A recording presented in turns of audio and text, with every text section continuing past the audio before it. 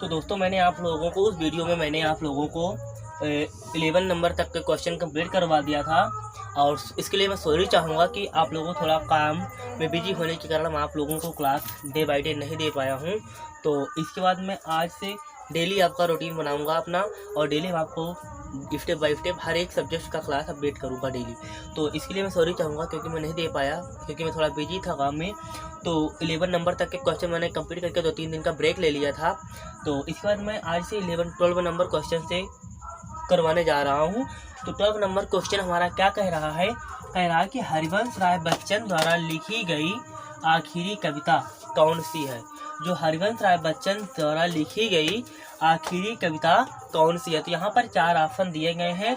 तो पहला ऑप्शन है नंबर 1 पे 1 नवंबर 1984, दूसरा ऑप्शन नंबर बी है चल मर्दाने, ऑप्शन नंबर सी है 2 चट्टाने और ऑप्शन नंबर डी है अग्निपथ। तो जो हमारी हरिवंश राय बच्चन द्वारा लिखी गई आखिरी कविता जो थी वो थी हमारी ऑप्शन नंबर डी अग्निपथ। तो आपका जो राइट आंसर हो जाएगा वो हो जाएगा option number D correct answer. इसके बाद 13 नंबर क्वेश्चन क्या कह रहा है कि दुनिया का तीसरा सबसे अधिक जनसंख्या वाला देश कौन सा है। दुनिया का पूछ रहा है, भारत का नहीं, दुनिया का तीसरा सबसे अधिक जनसंख्या वाला देश कौन सा है। तो यहाँ पर आपके सामने 4 ऑप्शन दिया गया है, इंडोनेशिया, ब्राजील, संयुक्त राज्य अमेरिका। तो यहाँ आपका जो राइट आंसर है वो इंडोनेशिया तो है नहीं, ब्राजील भी बिल्कुल नहीं है। तो हमारा जो राइट आंसर हो जाएगा वो हो जाएगा संयुक्त राज्य अमेरिका। तो दुनिया का तीसरा सबसे अधिक जनसंख्या वाला देश है वो कौन सा है, संयुक्त राज्य अमेरिका। इसके बाद 14 नंबर क्वेश्चन क्या कह रहा है कि निम्नलिखित में से कौन सा अरब अमीरात का एक अमीरात नहीं है। कौन सा संयुक्त अरब अमीरात का एक अमीरात नहीं है। तो यहाँ पर 4 ऑप्शन दिया गया है, Muscat, Dubai, Abu Dhabi, Sharjah. तो यहाँ पर जो राइट आंसर हो जाएगा वो हो जाएगा ऑप्शन नंबर ए आपका मस्कट। निम्नलिखित में से कौन सा संयुक्त अरब अमीरात का एक अमीरात नहीं है। तो जो एक अमीरात जो नहीं है वो हमारा है मस्कट एक अमीरात नहीं है। इसके बाद क्वेश्चन नंबर 15 क्या कह रहा है, क्वेश्चन नंबर 15 कह रहा है कि निम्नलिखित में से कौन सा शहर बहरीन की राजधानी है।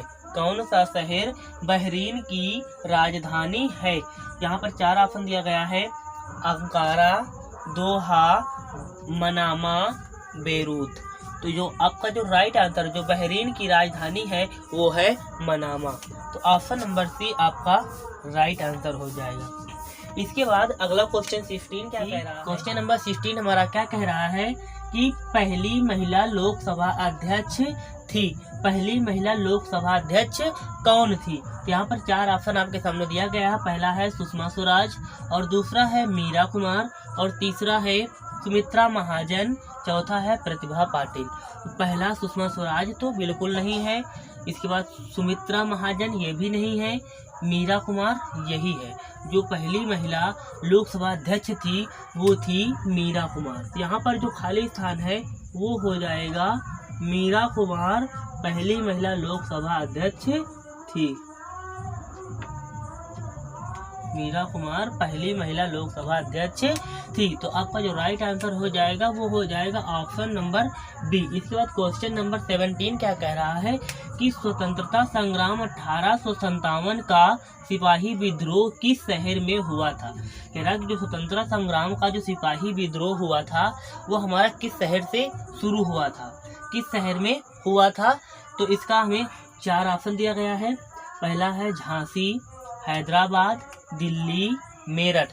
तो हमारा जो स्वतंत्रता संग्राम 1857 का जो था वो हमारा दिल्ली से, सिपाही विद्रोह वाला जो था वो हमारा दिल्ली से शुरू किया गया था। तो ऑप्शन नंबर बी है जो हो जाएगा इसका right answer, option number B. इसके बाद है क्वेश्चन नंबर 18 कह रहा है कि पारस्परिक अल्पाहार खांडवी किस भारतीय राज्य से संबंधित है।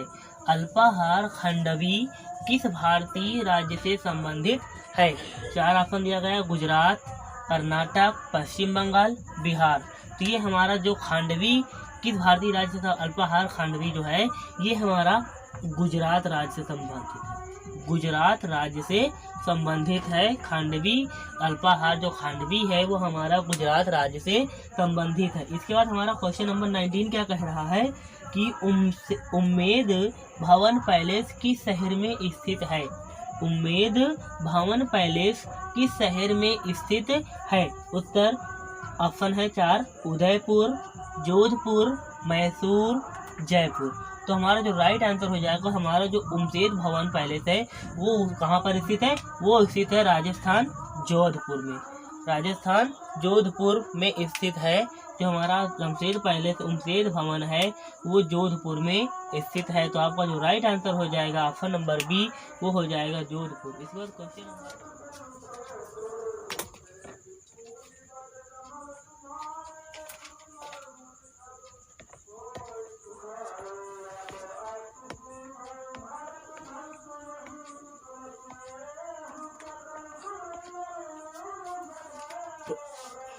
अभी तक मैंने आपको इस वीडियो में 20 क्वेश्चन नंबर 29 तक कंप्लीट करवाया है। इसके बाद इस वीडियो में मैं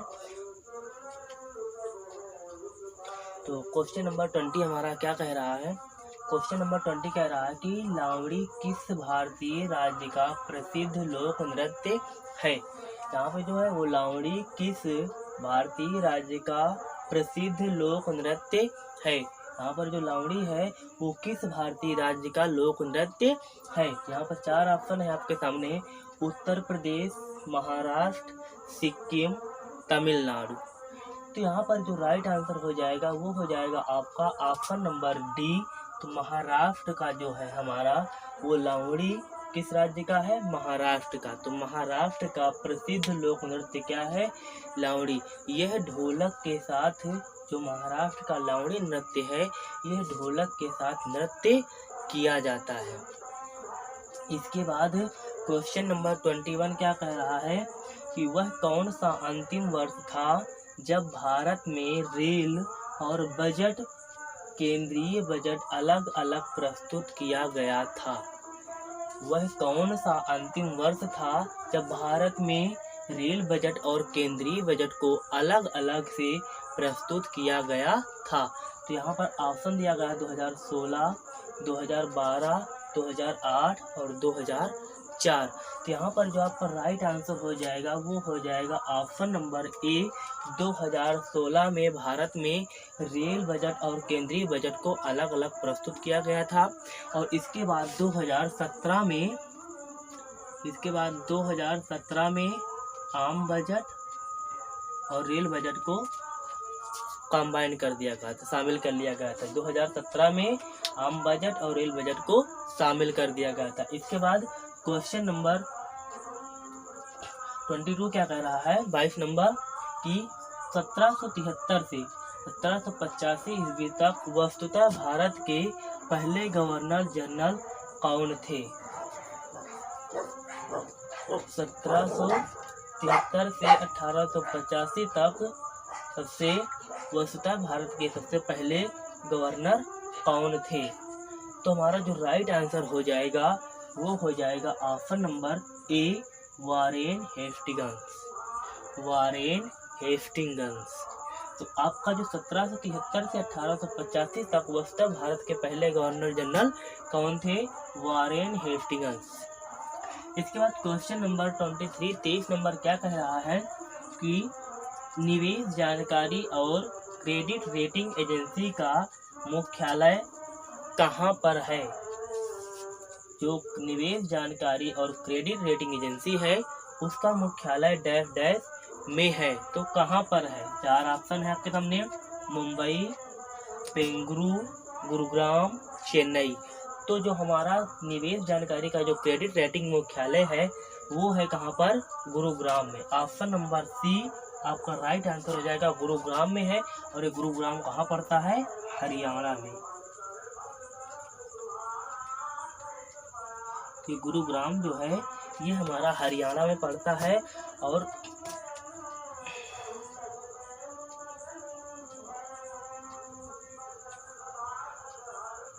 गुरुग्राम में है और ये हमारा कहाँ पड़ता है, हरियाणा में। और इसकी जो स्थापना हुई थी वो कब हुई थी, 1991 में, सन 1991 में इसकी जो स्थापना हुई थी वो सन 1991 में हुई थी।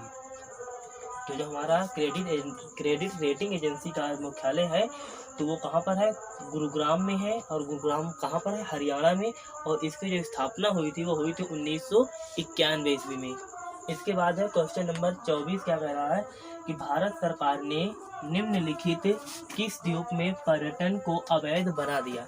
जो हमारी भारत सरकार थी वो एक पर्यटन था, कौन सा ऐसा पर्यटन जहाँ जिसको अवैध बना दिया, वहाँ पर सभी लोगों का आना जाना बंद कर दिया।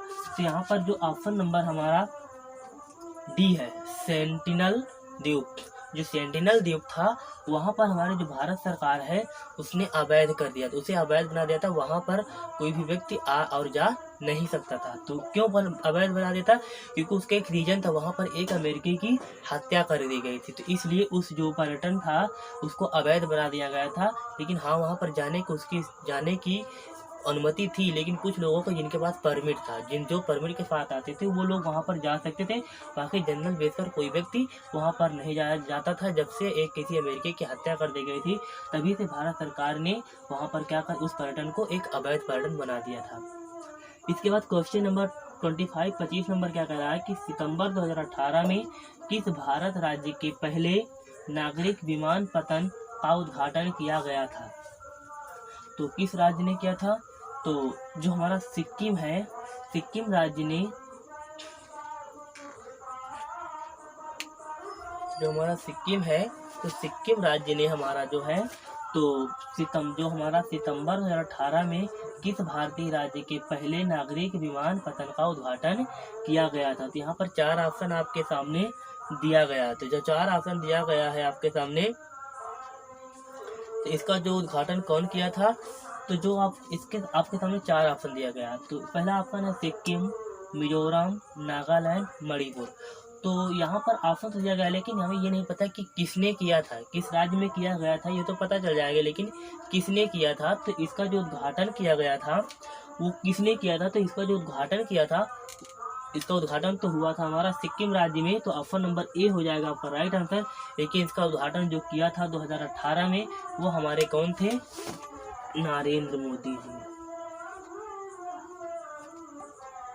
नरेंद्र मोदी जी जो थे प्रधानमंत्री, उन्होंने हमारे जो प्रधानमंत्री थे तो उन्होंने सितंबर 2018 में भारतीय किस राज्य के पहले नागरिक विमानपत्तन का उद्घाटन किया गया था, तो सिक्किम राज्य में किया गया था दामोदर दास नरेंद्र मोदी द्वारा।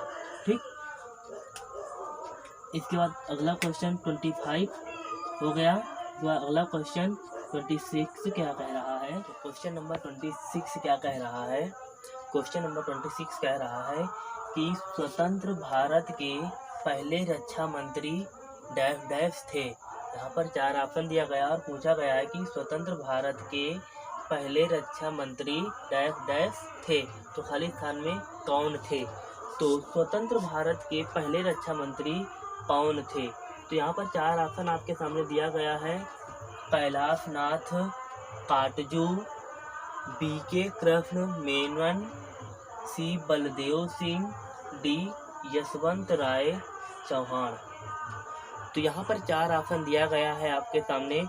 इन चारों ऑप्शन में आपका राइट आंसर जो है वो कौन सा होगा, तो जो स्वतंत्र भारत का जो सही ऑप्शन हो जाएगा तो वो हो जाएगा आपका option number B Baldev Singh. जो हमारे भारत के पहले रक्षा मंत्री थे वो कौन थे, बलदेव सिंह थे। तो आपका जो राइट आंसर हो जाएगा वो हो जाएगा ऑप्शन नंबर B। इनका जो कार्यकाल था, जो बलदेव सिंह का जो कार्यकाल था वो 1947 से 1952 तक था। जो हमारे स्वतंत्रता भारत के पहले रक्षा मंत्री थे वो बलदेव सिंह थे, और जो इनका कार्यकाल था वो 1947 से लेकर 1952 तक था। इसके बाद क्वेश्चन नंबर 27 क्या कह रहा है, सरदार वल्लभ भाई पटेल की प्रतिमा स्टैच्यू ऑफ यूनिटी किस नदी पर स्थित एक द्वीप पर है। तो यहाँ पर 4 ऑप्शन आपको सामने दिया गया है। नर्मदा नदी, साबर नदी, साबरमती, तापी नदी, माही। तो यहाँ पर 4 ऑप्शन दिया गया है और पूछा गया कि कौन सी ऐसी नदी है जिस द्वीप पर ये स्थित है हमारा। तो जो आपका राइट आंसर हो जाएगा वो हो जाएगा नर्मदा नदी। जो हमारी सरदार वल्लभ भाई पटेल की जो प्रतिमा स्टैचू है वो कहाँ पर है, वो नर्मदा नदी पर स्थित है। और इस नर्मदा नदी पर स्थित है और इसकी जो ऊंचाई है वो कितनी है, लगभग 182 मीटर है। जो हमारी ये स्टैचू है जो सरदार वल्लभ भाई पटेल का, इसकी जो हाइट है तो 182 मीटर है। तो यहाँ पर जो आपका राइट आंसर हो जाएगा वो हो जाएगा नर्मदा नदी। और इसकी जो ऊंचाई है, स्टैचू की जो हमारी ऊंचाई है वो 182 मीटर है। इसके बाद क्वेश्चन नंबर 28 क्या कह रहा है, क्वेश्चन नंबर 28 क्या कह रहा है कि पुष्प के किस भाग में पराग का उत्पादन होता है। यहाँ पर बताना है कि पुष्प के किस भाग में पराग का उत्पादन होता है। तो यहाँ पर ऑप्शन दिया गया आपके सामने। और हाँ, यहाँ पर एक बात और नोट कर लीजिए कि जो हमारा ये स्टैचू है इसको किसने बनाया था। स्टैचू जो बनाया है तो किसी ने शिल्पकार मूर्तिकार ने इस स्टैचू को बनाया होगा। तो इसको जो स्टैचू बनाया था उस वास्तुकार का नाम था, क्या नाम था, राम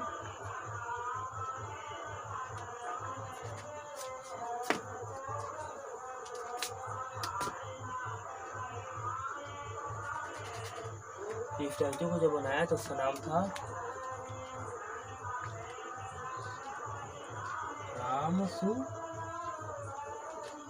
स्टैचू को इस बनाने वाले स्टैचू का नाम था राम सुतार। जो स्टैचू को बनाया था उसका नाम था राम सुतार। और इसकी जो लंबाई थी वो थी 182 मीटर। तो तीनों चीज़ आपका क्लियर हो गया, लंबाई और इसका जो वास्तुकार था वो तीनों चीज़ आपको मैंने क्लियर करवा दिया था। राम सुतार इसको जो बनाया था प्रतिमा स्टैचू को वो राम सुतार थे। और इसकी जो लंबाई है वो 182 मीटर है। इसके बाद जो पुष्प के किस भाग में पराग का उत्पादन होता है, तो पुष्प के हमारे पराग कोश में पुष्प का उत्पादन होता है।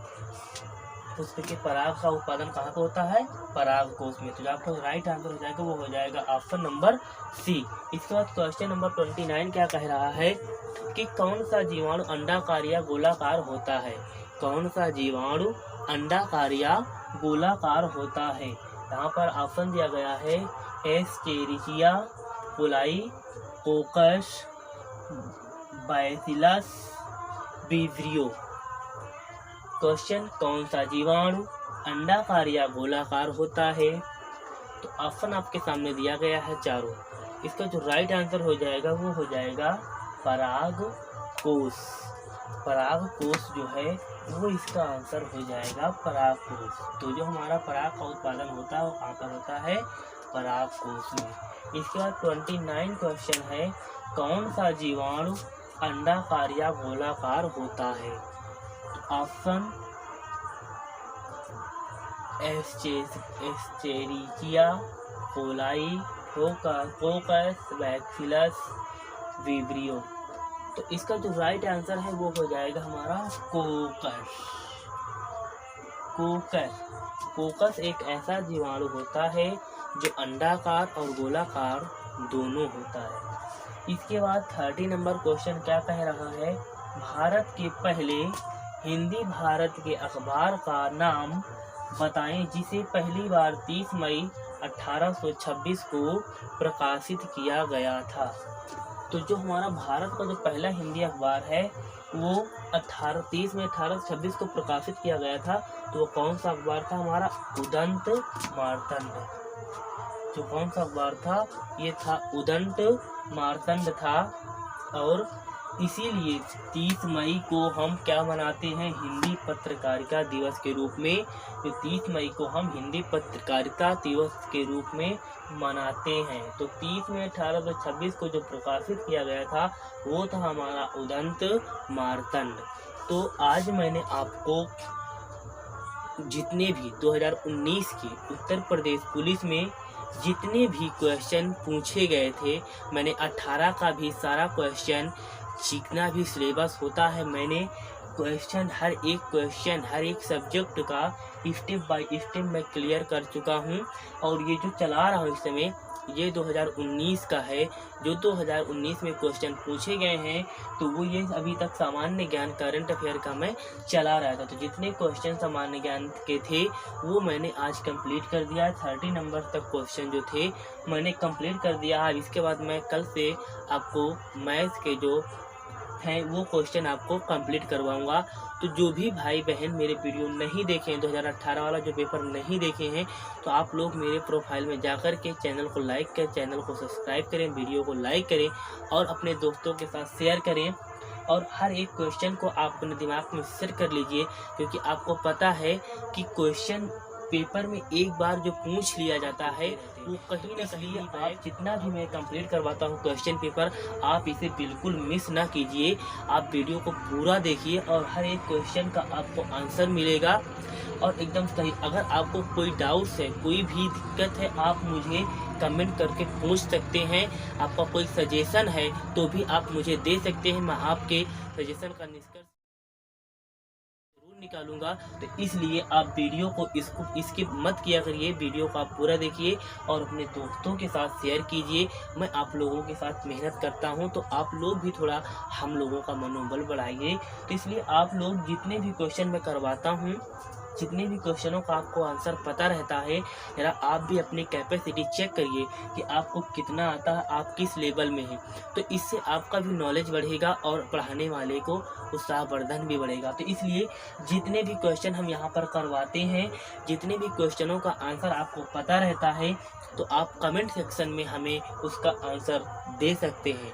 तो इससे आपका दिमाग जो है वो भी बढ़ेगा और पढ़ाने वाले का उत्साहवर्धन बढ़ेगा और आपका बेनिफिट होने वाला है। तो इसलिए जितना ज़्यादा से ज़्यादा हो सके उतना ज़्यादा से ज़्यादा वीडियो देखिए आप और अपने दोस्तों के साथ शेयर करिए। तो इसके बाद मैं आज की क्लास यहीं से ख़त्म करता हूँ। Bye bye, good night.